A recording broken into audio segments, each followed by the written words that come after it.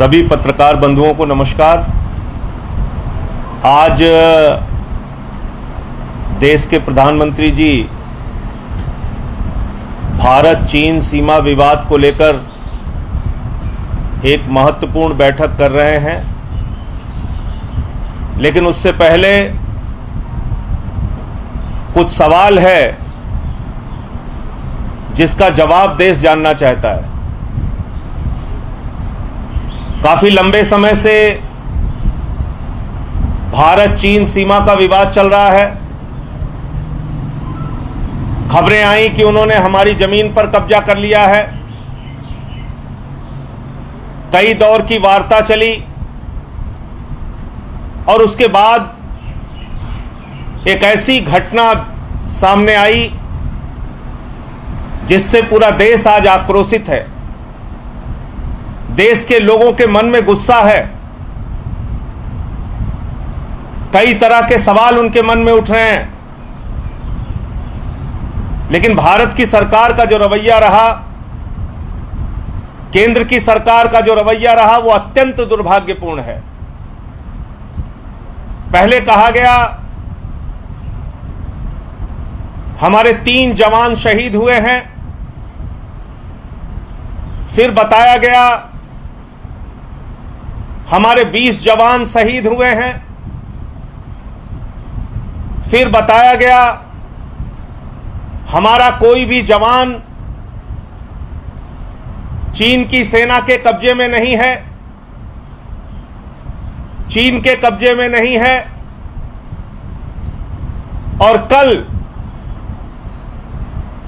यह जानकारी मिली, और वो भी मीडिया के माध्यम से जानकारी मिली, कि 10 हमारे जवानों को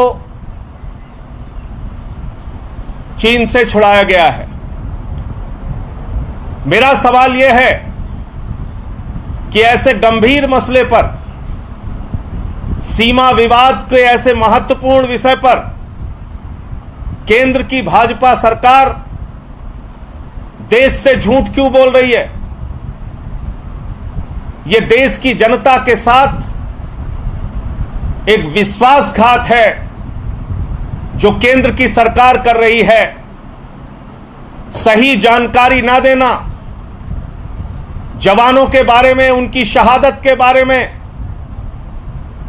आंकड़े छिपाना, देश को गुमराह करना, सीमा विवाद जैसे मसले पर सही जानकारी देश को नहीं देना, यह देश की जनता के साथ एक बहुत बड़ा विश्वासघात है।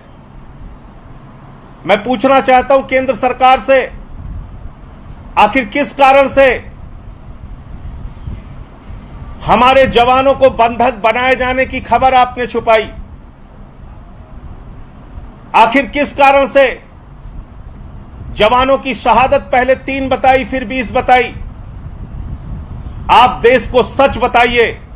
पूरा देश इस वक्त आक्रोशित है, गुस्से में है, और वो सच जानना चाहता है। इस वक्त हमारे वीर सपूतों ने अपना सर्वोच्च बलिदान दिया है। हम उस जवानों के साथ खड़े हैं, सेना के साथ खड़े हैं। हम कोई राजनीति इस विषय पर नहीं करना चाहते, लेकिन पूरा देश इस वक्त चाहता है कि हमारे जवानों का बलिदान बेकार नहीं जाना चाहिए, हमारे जवानों की कुर्बानी बेकार नहीं जानी चाहिए। और भारत की सरकार बदला ले हमारे जवानों की शहादत का। पूरा देश चाहता है भारत की सरकार चीन से बदला ले। भारत की सरकार, देश के प्रधानमंत्री मुंहतोड़ जवाब दें चीन को। हमारी पार्टी और हम लोग इस मसले पर सरकार के साथ खड़े हैं। पूरा देश सही जानकारी चाहता है। सही जानकारी दीजिए देश के सामने। 1 अप्रैल के पहले की स्थिति सीमा पर बहाल होनी चाहिए। कभी खबरें आती हैं 60 स्क्वायर किलोमीटर चीन ने हमारी जमीन को कब्जा कर लिया। कभी कुछ खबरें आती हैं, कभी कुछ खबरें आती हैं। भारत माता की रक्षा के लिए हमारे वीर सपूतों ने जो कुर्बानी दी है, वो ये मांग करती है देश की सरकार से कि भारत की जो जमीन आज चीन के कब्जे में है, वो जमीन चीन से वापस ली जाए और 1 अप्रैल के पहले की स्थितियां बहाल की जाएं। जो हमारा क्षेत्र था, जो भारत माता की धरती थी, उसको आजाद कराया जाए। इस पे किसी भी प्रकार का कोई समझौता देश बर्दाश्त नहीं करेगा। बार के चुने हुए मुख्यमंत्री को नहीं बुलाना, मैं समझता हूं ये अपने आप में सरकार की सोच को उजागर करता है, और वो किस प्रकार से किस दिशा में सोचते हैं, ये पूरा देश देख रहा है। सर, क्या आप ये कह रहे हैं कि उस लिस्ट में जिन पार्टियों को बुलाया गया उनमें ऐसी भी पार्टियां शामिल हैं जिनके 5 सांसद नहीं, और आरजेडी और आम आदमी पार्टी को जानबूझ के छोड़ा गया? ये आप खुद चेक कर लीजिए ना, मैं तो आपको बता रहा हूं, और आपके चैनलों ने ही चलाया है। ऐसी तमाम पार्टियां जिसके पास 5 सांसद नहीं है, उनको भी बुलाया गया है। और मैं ऐसा मानता हूं कि उनको बुला के कुछ गलत नहीं किया गया है, सबको बुलाना चाहिए। मैं तो सिर्फ एक सवाल कर रहा हूं कि 3 बार के चुने हुए मुख्यमंत्री अरविंद केजरीवाल क्या देश के महत्वपूर्ण नेताओं में शामिल नहीं है, या उनकी राय लेना भाजपा की केंद्र की सरकार और प्रधानमंत्री जी को जरूरी नहीं लगता है? मैं तो सिर्फ इतनी बात पूछ रहा हूं।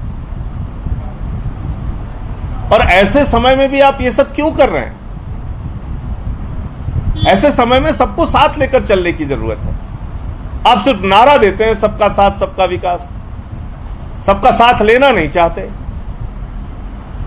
आपको लगता है संजय जी, राजनीतिक कारणों से अरविंद केजरीवाल को दूर रखा जा रहा है?